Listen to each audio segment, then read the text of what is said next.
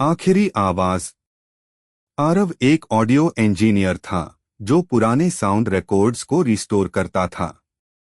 एक दिन उसे कोलकाता के एक पुराने स्टोर से एक अजीब ऑडियो टेप मिला। उस पर लिखा था, नरकटपुर प्लेटफार्म पर रिकॉर्ड की गई आखिरी आवाज मत सुनना। वो टेप 1971 की थी। आरव को लगा यह कोई लोकल ट्रेन का स्टेशन साउंड होगा, लेकिन उसकी बहन सानवी ने कहा, भैया ये टेप मत चलाना। पर आरव ने नहीं सुना। जैसे ही उसने टेप को चलाया, शुरुआत में स्टेशन की सामान्य आवाजें थीं, गाड़ी आने की, चाय वाले की पुकार, इधर-उधर की बातें।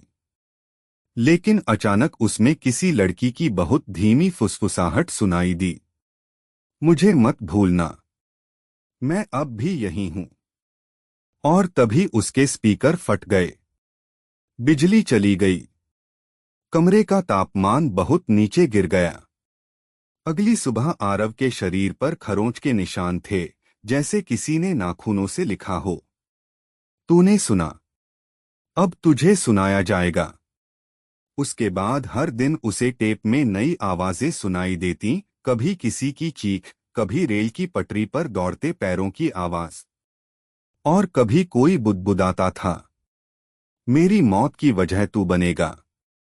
सानवी ने गांव के एक बुजुर्ग से पता किया कि नरकटपुर जंक्शन 1971 में एक भीषण ट्रेन हादसे में जलकर खाक हो गया था। दर्जनों लोग मारे गए थे, लेकिन उनकी आवाजें स्टेशन की दीवारों में कैद हो गईं। एक पागल स्टेशन मास्टर मरते वक्त चिल्लाया था, कोई हमारी आवाज सुनेगा और वही हमारे बदले की शुरुआत बनेगा। एक रात आरव ने टेप पूरी चलाने का निश्चय किया।